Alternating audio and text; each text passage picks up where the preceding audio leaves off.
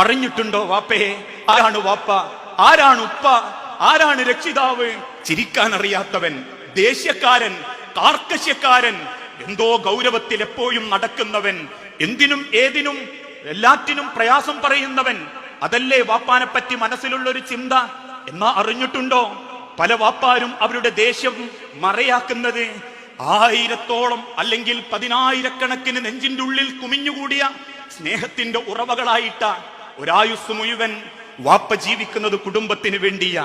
നിങ്ങൾ ഈ അനുഭവിക്കുന്ന തണൽ അത് വാപ്പാന്റെ ചോരയാ, വാപ്പാന്റെ നീരാ. കാരണം നിങ്ങൾ ഉടുത്ത വസ്ത്രം മുതൽ ഇന്ന് നേരം വെളുത്തപ്പം വീട്ടിൽ നിന്ന് കഴിച്ച ഭക്ഷണം വരെ ആരുടെയോ പറമ്പിൽ, ആരുടെയോ ചൊൽപ്പടിയിൽ എന്തൊക്കെയോ ത്യാഗം സഹിച്ച് നിങ്ങൾക്ക് വേണ്ടി അധ്വാനിക്കുന്ന വാപ്പാന്റെ ചോരയാ. അതുകൊണ്ടാ പലരും മനസ്സിലാക്കാറുള്ളത് ഗ്രന്ഥം അതല്ലെങ്കിൽ കുടുംബത്തിന്റെ ഭാരം ചുമക്കുന്ന ഒരു കഴുത